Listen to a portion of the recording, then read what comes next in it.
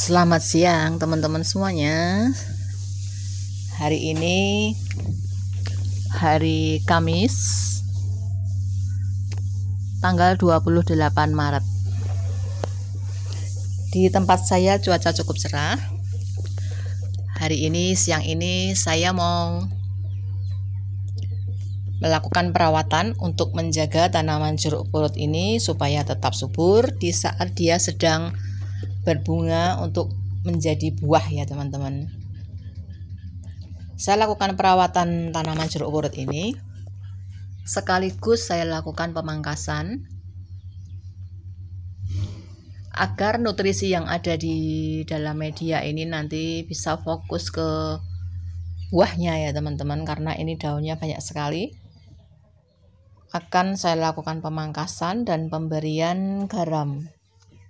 Pemberian garam dapur ini bertujuan untuk tetap menjaga pertumbuhan akarnya dan batangnya supaya tetap kokoh dan kuat, tidak mengalami busuk akar ataupun tidak mengalami layu ya teman-teman.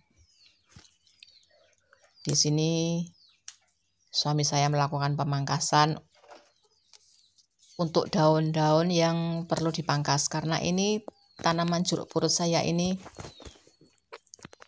sering ya teman-teman, saya gunakan untuk masak ya. Jadi saya petik beberapa, kalau saya mau masak itu saya ambil.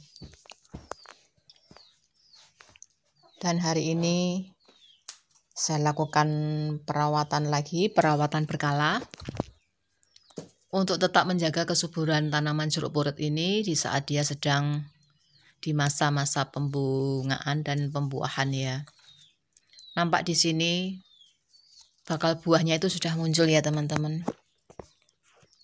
Seperti yang saya upload beberapa waktu yang lalu di tanaman jeruk purut yang satunya. Tanaman jeruk purut yang ini sudah nampak juga pembuahan.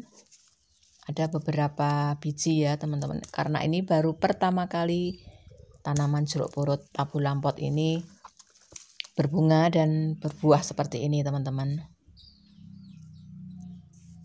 Harus sering kita lakukan pemberian nutrisi ya secara berkala bergantian. Saya berikan garam dapur untuk hari ini tidak saya larutkan dengan air ya, tetapi saya taburkan karena di tempat saya masih ada hujan ya, masih ada turun hujan. Jadi nanti kalau kita taburkan di sekitar medianya itu bisa larut dengan air hujan yang menerpa di sini di media tanamnya. Banyak sekali ya daun yang dipangkas ya, karena memang kita mencoba fokus pada buahnya ya. Karena ini baru pertama kali tanaman jeruk purut ini menghasilkan bunga buah. Jadi saya mencoba untuk memangkas ranting ataupun daun-daun yang kurang mendapatkan nutrisi ya. Jadi nanti nutrisi yang ada itu bisa lebih fokus ke buahnya. Saya berharap nanti buahnya bisa besar ya, bisa seperti apa yang saya tanam dulu, berasal dari buahnya, dari biji buahnya, besok kembali lagi saya mendapatkan buahnya. Harapan saya seperti itu. Kemarin ada dalam kolom komentar saya beberapa waktu yang lalu tentang penggunaan garam dapur untuk perawatan tanaman jeruk purut. Ada salah satu teman yang menanyakan di dalam kolom komentar penggunaan garam dapur ini. Berapa takarannya untuk satu pohon jeruk purut? Di sini saya langsung jawab ya teman-teman sekalian, saya jawab. Kalau saya ini tanaman jeruk purut saya kan berumur 2,5 tahun dari biji ya teman-teman. Saya berikan garam dapur itu 1 sendok makan untuk 5 liter air bisa, karena tergantung dari besar kecilnya pohon jeruk yang kita tanam. Sesuai dengan usia yang sudah ada ya.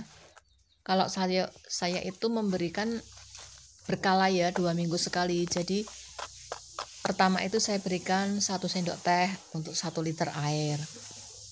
Terus bergantian dengan micin, bergantian dengan kompos, bergantian dengan kulit pisang ataupun cangkang telur. Saya kompos pun juga membuat dari kompos daun. Sisa-sisa daun saya kumpulkan, saya tambah dengan sisa-sisa dapur, kemudian bisa disiramkan di sekitar media tanamnya. Dan untuk garam dapur ini saya gunakan untuk tanaman saya jeruk purut dan untuk tanaman cabai. Saya gunakan 2 tanaman itu ya teman-teman. Kalau micin saya gunakan untuk semua tanaman yang ada di sini, tetapi kalau untuk garam saya hanya menggunakan untuk jeruk purut dan cabai saja. Dulu ada teman yang bertanya juga, apakah bisa diaplikasikan ke tanaman yang lain? Saya jawab, saya belum pernah mencoba dengan tanaman yang lain ya teman-teman. Hanya saya fokus ke tanaman jeruk purut dan tanaman cabai. Untuk tanaman sayur yang lain saya belum pernah menggunakan garam ya. Tapi kalau micin saya semua gunakan untuk tanaman saya. Dan untuk teman yang menanyakan tentang daun jeruk purut, beliau beli pohon jeruk purut secara online.